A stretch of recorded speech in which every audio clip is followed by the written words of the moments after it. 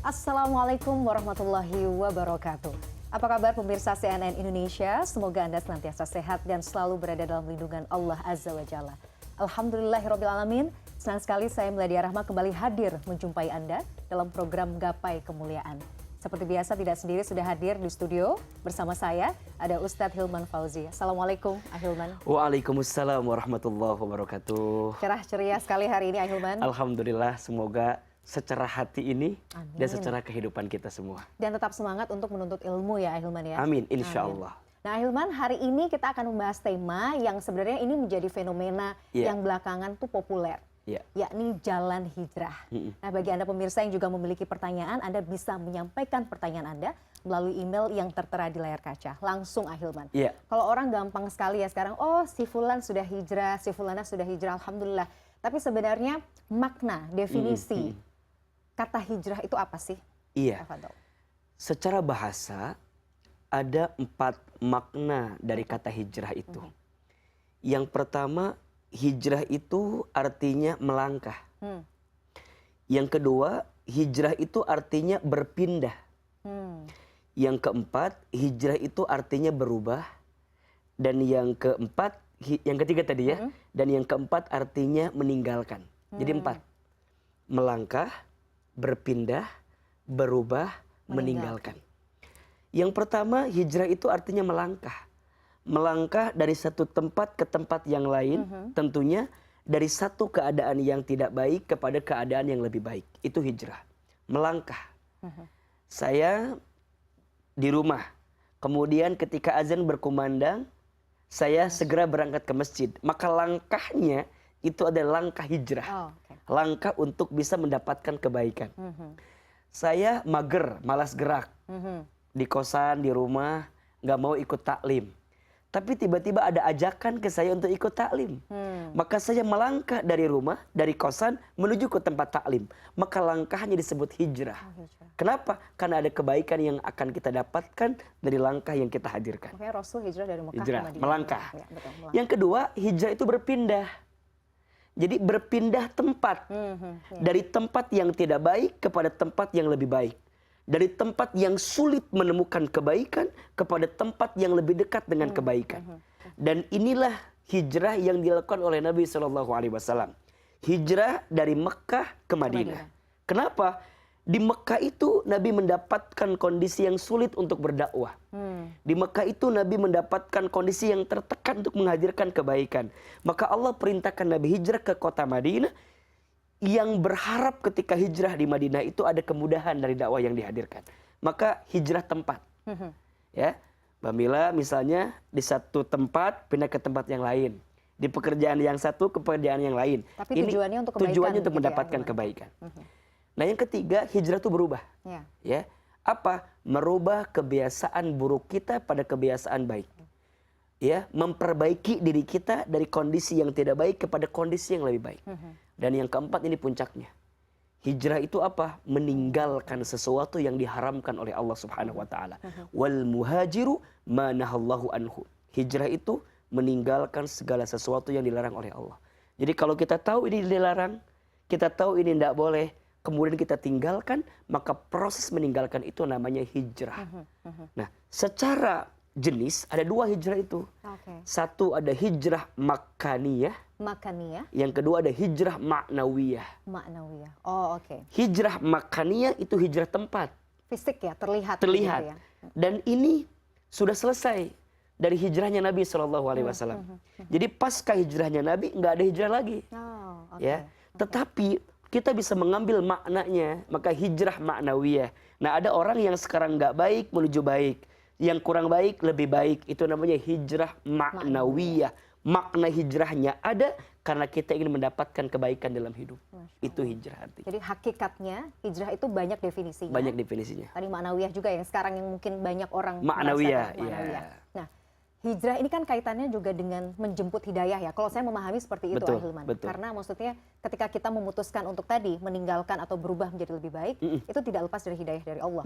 Betul. Tapi kadang-kadang saya itu punya pemikiran kalau hidayah itu kan mungkin ada di sekeliling kita. tapi kadang-kadang manusianya nggak peka. Nah, bagaimana cara kita untuk menangkap hidayah Allah itu supaya lebih mudah dalam berhijrah? Iya. Di antara nikmat yang besar yang Allah berikan kepada seorang hamba adalah nikmat hidayah. Iya. Ya. Nah, nanti ada lagi yang lebih besar lagi, namanya nikmat hidayah at-taufik. Jadi nikmat hidayah taufik. Dia bukan hanya diberikan petunjuk, tapi dia diberikan jalan untuk menjemput petunjuk itu. Tadi Mbak Bila nanya, apakah setiap kita diberikan hidayah? Iya. Ya, setiap orang itu diberikan hidayah. Tapi pertanyaannya, apakah dia mau menjemput hidayah itu atau tidak? Apakah dia mau membuka jalan daripada hidayah itu atau tidak gitu? Maka kalau kita kembali kepada hakikat kita hidup, ketika kita dalam kandungan ibunda kita dulu, kita semua dihembuskan ruh oleh Allah Subhanahu wa taala, dan ketika itu kita ditanya oleh Allah sebenarnya. Sekaligus pertanyaan yang menjadi saksi dan sumpah kita. Allah bertanya kepada kita, alastu birabbikum? Apakah engkau mengakui bahwa aku adalah Tuhan kamu sekalian? Dan dulu kita semua menjawab, qalu bala syahidna. Tentu ya Allah, kami bersaksi bahwa engkau adalah Tuhan kami. Jadi sebenarnya setiap orang itu dilahirkan dalam keadaan fitrah, dalam keadaan suci. Nah, dalam perjalanannya tentu dia menemukan berbagai macam dinamika kehidupan. Nah, dalam proses menghadapi dinamika itu, maka dia butuh hidayah. Nah, ada yang menjemputnya, ada yang mengelakkannya. Nah, hijrah adalah satu proses yang bisa kita hadirkan untuk melangkah pada kebaikan. Kenapa?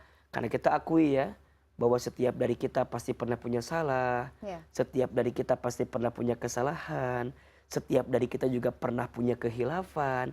Nah, maka untuk menemukan kebaikan dari kesalahan yang pernah kita lakukan, prosesnya disebut dengan hijrah, nanti ujungnya taubat, nanti ujungnya lagi istiqomah gitu.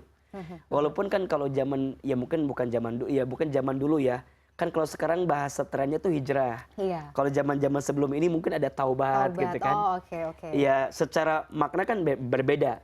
Taubat artinya kembali, hijrah artinya tadi melangkah atau memperbaiki diri pada kebaikan gitu. Nah, ini kan dua hal yang tentu harus dihadirkan. Kalau saya melihatnya ini proses. Mungkin untuk bertaubat orang pelan-pelan gitu. Nah, caranya adalah hijrah sebagai jalan untuk bisa menemukan perbaikan itu. Nah, pertanyaan saya mungkin, Ahilman, itu tadi ya, ketika hidayah sudah datang dan kita tergerak untuk menjemputnya, sebenarnya kan ada keinginan mungkin ya untuk itu tadi sami'na wa ata'na gitu, misalnya saya mengikuti. Tapi kadang-kadang itu kan godaan itu luar biasa. Syaitan itu pasti akan terus mempengaruhi, enggak usah lah gitu segala macam. Jadi kiat seseorang untuk mantap. Berhijrah itu apa yang perlu dilakukan? Iya. Di dalam Al-Qur'an, tepatnya di surat Al-Baqarah ayat 218. Allah Subhanahu wa taala berfirman, A'udzubillahi minasyaitonirrajim. Innal ladzina amanu wal ladzina hajaru wajahadu fi sabilillah ulaika yarjuna rahmatallah. Perhatikan kalimat ini. Sesungguhnya orang yang beriman dan orang yang berhijrah dan orang yang berjihad di jalan Allah, mereka mengharapkan rahmat kasih sayang Allah. Satu, berarti iman. Orang itu makin yakin dia kepada Allah, makin yakin dia terhadap janji Allah, makin yakin dia dalam mengarungi hidupnya untuk Allah, maka makin dia serius untuk menjalani kehidupan dengan lebih baik. Maka kalau tadi Mbak Mila nanya, bagaimana caranya agar hijrah kita ini tracknya betul gitu, mantap gitu, iman, yakinnya dia kepada Allah yang harus dikuatkan. Nah, nanti kalau imannya sudah kuat nih, kan hijrah tuh pasti ada godaan. Ya, nanti ada strateginya, ada ilmunya, ada prosesnya, ada caranya. Nanti kita bahas lagi. Tahu aja kita harus break dulu. Ahilman, baik pemirsa, jangan kemana-mana, kami akan kembali sesaat lagi.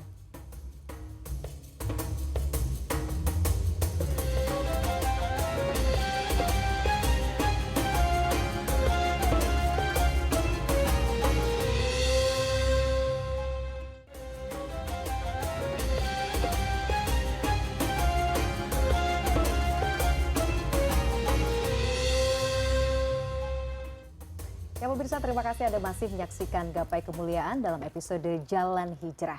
Ahilman, tadi sempat disinggung tuh. Hijrah itu kan ya susah-susah gampang begitu. Ada bahkan yang beranggapan kalau saya hijrah kok kayaknya hidup saya makin susah. Nah, mindset atau pemikiran seperti ini tuh bagaimana ya kita harus menyikapinya? Iya, justru begini, kita berangkat dari latar belakang hijrahnya Nabi SAW. Nanti kita ambil hikmah dalam konteks kehidupan kita sekarang. Baginda Nabi itu, Masya Allah, satu ketika beliau mendapatkan keadaan yang begitu sulit dalam hidupnya. Kenapa? Karena dakwah yang beliau hadirkan di kota Mekah itu mendapatkan tantangan yang luar biasa dari kafir Quraisy ketika itu. Nah, setidaknya ada dua orang yang sangat menguatkan dakwah Nabi. Yang pertama pamannya Abu Thalib, dan yang kedua istrinya Siti Khadijah alaihissalam. Tapi apa yang terjadi? Ketika tantangan dakwah makin kuat, Nabi kehilangan dua orang yang dicintai ini. Jadi dua orang ini yang selama ini membela Nabi bersama dengan Nabi, tapi kemudian Allah panggil usia orang yang dicintai oleh Nabi ini. Sedih tentunya. Pasti. Maka tahun-tahun itu disebut dengan Amul Huzni, tahun kesedihan. Amul Huzni. Tahun kesedihan. Nah maka kemudian Allah Subhanahu wa taala singkat cerita memberikan hadiah kepada Nabi satu peristiwa namanya Isra Mi'raj. Nabi diperjalankan dari Masjidil Haram ke Masjidil Aqsa, kemudian Nabi diangkat dari Aqsa ke Sidratul Muntaha. Ya, sepulang dari sana Nabi mendapatkan hadiah kira-kira salat sebagai jawaban dari setiap kegelisahan yang beliau dapatkan. Kira-kira begitu singkat ceritanya. Nah, kemudian Nabi diperintahkan untuk berhijrah ke satu tempat. Kemana? Ke Taif. Oh ya. Tapi apa yang terjadi? Ketika sampai di Taif, Nabi mendapatkan perlakuan yang jauh lebih parah daripada orang-orang Mekah. Nabi dilempari batu, dicaci maki, dihina. Sampai kemudian Nabi kembali lagi ke kota Mekah. Nah, dalam keadaan yang begitu genting luar biasa, maka Nabi memilih untuk sepertinya ini tempat tidak kondusif untuk bisa mendukung dakwahnya Nabi. Maka Nabi kemudian mengutus salah seorang sahabatnya bernama Mus'ab bin Umair untuk berangkat ke kota Yasrib yang kemudian namanya jadi Madinah sekarang. Oh, okay. Ya, jadi Mus'ab bin Umair itu adalah sahabat Nabi, duta besar pertama dalam Islam yang dikirim oleh Nabi ke kota Madinah. Orangnya ganteng, tampan, keren lah, pokoknya pinter. Nah, setahun sebelumnya untuk memastikan bahwa tempat Nabi di Madinah itu aman dan nyaman gitu. Nah, maka Nabi di Mekah menyusun strategi gimana caranya ketika nanti berhijrah. Dari mulai mohon maaf untuk mengalabui para musuh, Nabi menggantikan tempat tidurnya oleh Ali bin Abi Thalib. Kemudian Nabi berangkat bersama dengan Abu Bakar. Jalannya misalnya kalau ke Madinah biasanya lewat kanan gitu ya. Nabi cari strategi yang orang tuh nggak tahu.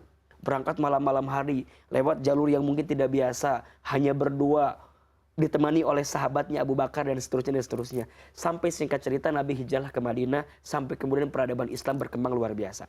Poinnya satu, kadang orang itu butuh menemukan titik di mana dia merasakan ada kehampaan dalam hidupnya. Sehingga dia akan berpikir bahwa jalan hijrah adalah jalan yang harus dia tempuh. Makanya harus ada punya alasan. Ya. Orang kalau nggak punya alasan dalam hijrah, dia akan lost gitu. Ya. Tapi kalau dia punya alasan, misalnya dia pernah sulit, terpuruk, terjatuh, down, dan titik itu menurut saya adalah titik terindah dalam hidup. Ya, betul. Makanya kalau ada orang yang hari ini sedang merasakan titik terendah dalam hidupnya, sedang susah, sedang sulit, maka percayalah, ketika engkau dibanting, siap-siap engkau akan terpelanting. Sebentar lagi, sabar begitu. Oh iya, jadi sabar, terus jalani.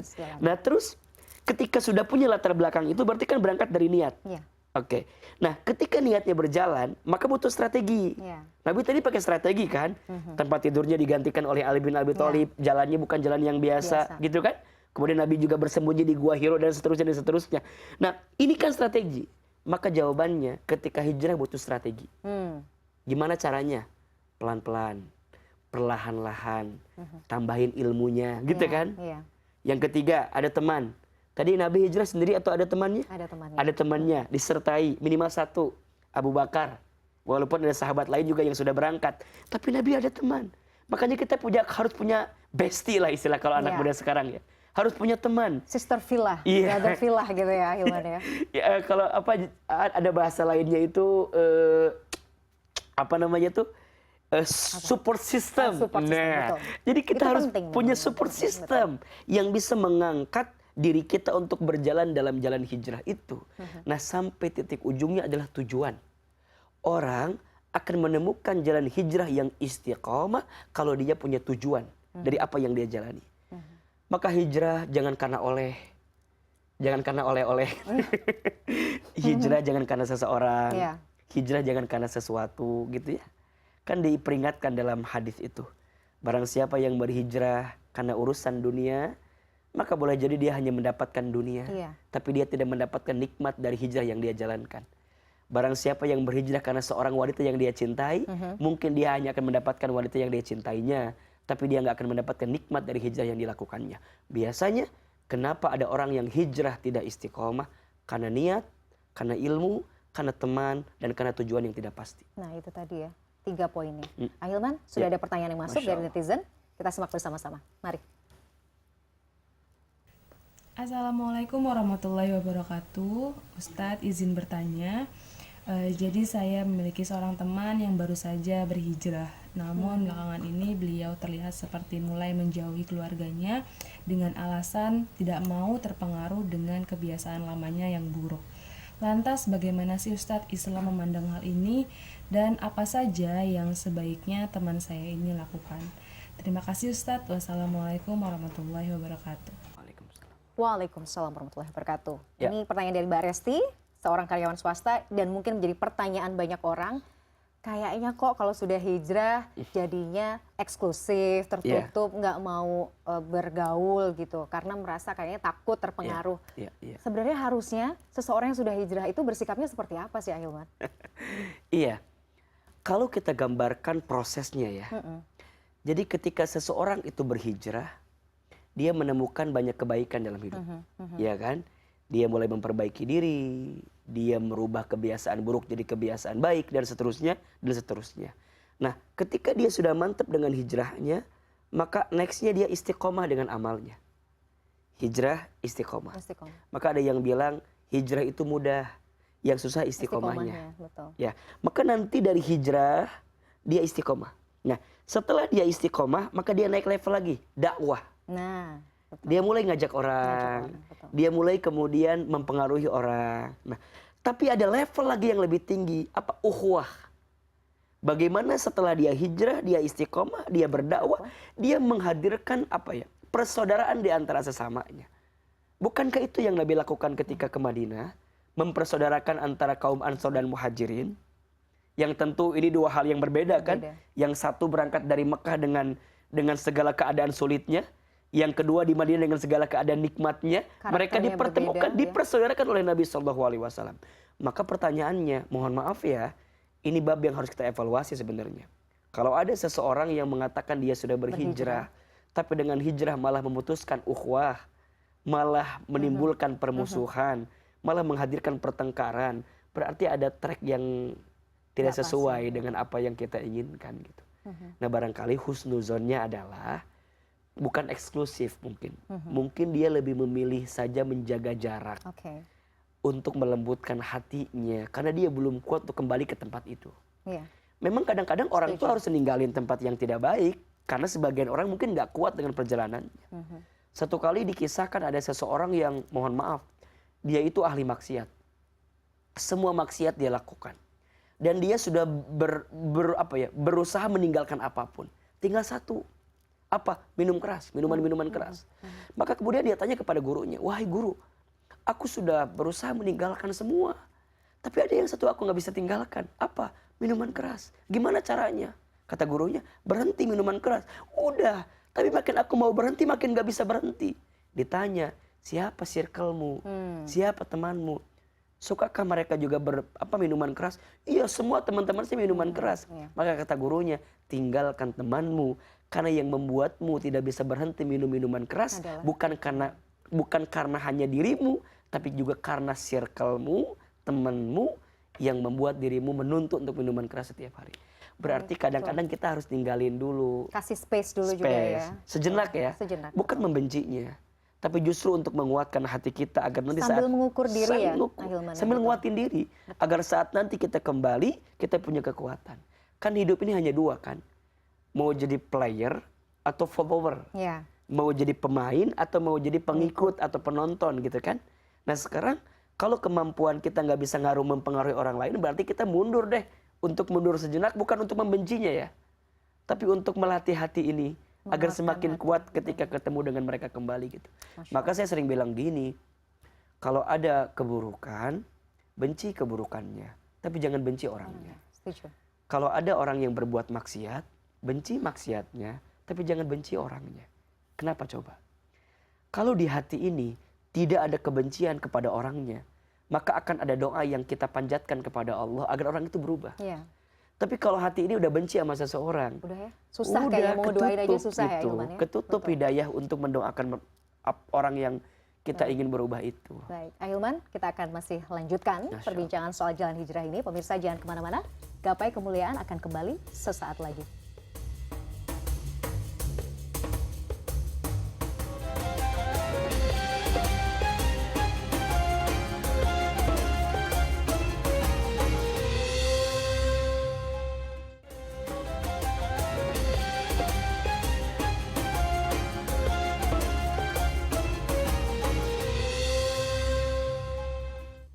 Terima kasih pemirsa, Anda masih menyaksikan Gapai Kemuliaan dalam episode Jalan Hijrah. Kita lanjutkan lagi Ahilman. Ya.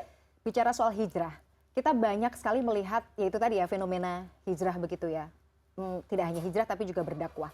Tapi tidak hanya berita baik ya yang kita lihat ya, tapi kan ada juga contoh-contoh banyak di antara kita yang juga berguguran di jalan hijrah dan juga jalan dakwah. Kira-kira nih kalau kita boleh mengamati dan jadikan ibroh, gimana ya caranya supaya bisa tetap istiqomah? Iya.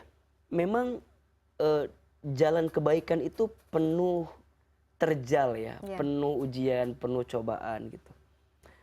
Tetapi kita harus bisa memaknai setiap ujian yang datang itu adalah cara Allah mengangkat derajat kemuliaan kita. Maka jika ditanya apa sebab orang bisa berguguran di tengah jalan dari hijrah yang dia lakukan, maka jawabannya boleh jadi indikator agar hijrah istiqomahnya dia tidak penuhi. Yang pertama, mungkin niatnya di awal belum lurus, belum tulus. Ketika dia berhijrah karena nafsu, ya mungkin karena apa sesuatu yang kemudian udahlah pokoknya jalan aja dan seterusnya. Tren kadang-kadang juga kadang ngikutin orang, tren gitu kan. Nah yang kedua karena kurang ilmu. Ilmu. Maka hijrah butuh ilmu. Saya berkali-kali menyampaikan kepada siapapun teman-teman kami gitu. Ketika bertanya pada satu hal, mereka kan menggebu-gebu ya. Orang yang ketika mendapatkan satu kebaikan kan pengennya langsung gitu. Bagus, tapi dasarkan dia dengan ilmu yang makin kuat, makin mantap. Berarti kalau ada ilmu ada guru. Berarti cari pembimbingnya, cari murabinya, cari yang bisa menuntunnya pada kebaikan. Gitu. Kita olahraga fisik aja ada instrukturnya. Masa urusan hati nggak ada instrukturnya, nggak ada pembimbingnya? Maka ketika ada ilmu berarti ada gurunya, maka carilah itu. Nah atau yang ketiga, boleh jadi karena circle-nya belum kuat. Dia pengen hijrah tapi di tengah jalan mungkin ujiannya luar biasa karena juga teman-temannya tidak mendukung kebaikan dia. Maka segera change. Ya. Nah yang keempat, mungkin tujuannya belum clear selama ini. Maka nanti dalam proses hijrah kita membutuhkan keyakinan bahwa Allah memberikan banyak pahala kepada orang berhijrah. Orang yang berhijrah itu disayang Allah. Ingat ya, kalau ada di antara kita yang dimudahkan untuk berbuat kebaikan, hakikatnya karena Allah mencintai kita. Karena Allah menyayangi kita. Bukan semata-mata maunya kita. Allah yang berikan rahmat kepada kita. Ada orang yang mohon maaf misalnya tidak pernah sholat tahajud. Tapi kemudian perlahan tapi pasti dia menjadi hobi sholat tahajud. Kenapa? Karena Allah lembutkan hatinya. Allah cintai dirinya. Maka minta sama Allah agar Allah mencintai kita terus menerus gitu. Kita disayang sama manusia aja senangnya minta ampun. Apalagi disayang Allah. Dan bagaimana gambaran Allah menyayangi hambanya? Allah akan arahkan hambanya pada kebaikan dan ketaatan. Jadi sebenarnya janji Allah kepada hambanya yang berhijrah itu apa sih? Yaitu. Jadi kita harus pegang teguh itu. Satu, orang berhijrah itu disayang sama Allah. Boleh jadi dunia dia kehilangan. Boleh jadi yang dia cintai selama ini kehilangan. Tapi di saat yang bersamaan dia dicintai Allah. Itu jauh lebih berharga daripada apapun. Setuju. Maka bukankah dulu para sahabat di Mekah meninggalkan banyak hal? Meninggalkan rumahnya, meninggalkan tempatnya, meninggalkan semua yang dicintainya. dengan keyakinan bahwa Allah sedang mencintainya dengan hijrah ini. Maka nanti next yang kedua, lihat, makin dia istiqomah dengan hijrah, maka yang kedua, Allah akan gantikan semua yang hilang dengan yang lebih baik. Dan memang itu adalah bagian dari ujian hijrah. Ujian hijrah. Maka ini kadang orang itu tidak memahami bahwa ujian yang datang itu adalah cara Allah sedang mengukir balasan kebaikan di waktunya akan datang gitu. Jadi dia ridho aja, terima, jalani. Sampai kapan? Sampai tuntas, sampai selesai. Maka nanti Allah akan ganti. Bahkan di Quran disebutkan Allah menggantinya dengan muraghaman katsira wa sa'ah. Allah ganti dengan yang lebih baik dan lebih luas daripada apapun. Maka lebih baik kehilangan sesuatu karena Allah daripada kehilangan Allah karena sesuatu. Masya Allah. Disayang Allah, kemudian diganti dengan yang lebih baik. Yang ketiga, diampuni dosa-dosanya. Jadi perilaku dia yang dulu yang banyak salah, kemudian dia hijrah, maka semua diampuni. Baik, Masya Allah. 3 itu. Ahilman, tidak terasa kita sudah Masya sampai di Allah. penghujung acara. Ini luar biasa loh pembahasan tentang jalan hijrah. Kayaknya harus ada next episode. Karena kebetulan kan Ahilman di Bogor membina komunitas teman Masya hijrah. Allah. Betul, Jadi betul. banyak anak-anak muda yang dengan izin Allah kita hadirkan kesempatan untuk berhijrah sama-sama. Kita nanti ada ya part 2 ya, insya Allah ya. Dan sebagai penutup seperti biasa pemirsa, Ustadz Hilman Fauzi akan menyampaikan doa penutup. Tafadhol. Baik, pemirsa CNN Indonesia yang dicintai Allah, di akhir pertemuan ini, mari sama-sama kita lembutkan hati, tenangkan perasaan kita, angkat kedua telapak tangan kita berdoa kepada Allah Subhanahu wa taala. Silahkan aminkan dalam hati masing-masing. A'udzubillahi minasyaitonirrajim. Bismillahirrahmanirrahim. Alhamdulillahi rabbil alamin. Allahumma salli ala sayyidina Muhammadin wa ala alihi wa ashabihi ajmain. Rabbana la tuzigh qulubana ba'da idh hadaitana wa hab lana min ladunka rahmah innaka antal wahhab. Ya Allah, ya Rahman, ya Rahim. Duhai Allah yang Maha Pengasih lagi Maha Penyayang, sayangi kami ya Allah. Cintai kami ya Allah. Ridhoi hidup kami ya Allah. Bimbing agar hidup kami semakin lebih baik daripada hidup kami yang sebelumnya. Allah, kuatkan kami untuk berhijrah. Allah, kuatkan kami agar istiqomah. Allah, jadikan kami hamba-Mu yang yakin bahwa ketetapan-Mu adalah yang terbaik untuk kami. Allah, masukkan kami nanti ke dalam surga-Mu. Jauhkan kami dari siksa api neraka-Mu. Allahumma inna nas'aluka ridhaka wal jannah wa na'udzubika min sakhatika wan nar. Rabbana atina fid dunya hasanah wa fil akhirati hasanah wa qina adzabannar. Subhana rabbika rabbil izzati amma yasifun wa salamun alal mursalin walhamdulillahi rabbil alamin. Amin ya rabbal alamin. Amin ya mujibas sa'ilin. Pemirsa, usai sudah perjumpaan kita dalam Gapai Kemuliaan hari ini, saya Meladia Rahma dan juga Ustadz Hilman Fauzi undur diri. Insya Allah kita akan jumpa lagi pada Gapai Kemuliaan berikutnya. Wabillahi taufik wal hidayah. Wassalamualaikum warahmatullahi wabarakatuh. Waalaikumsalam warahmatullahi wabarakatuh. Jazakumullah.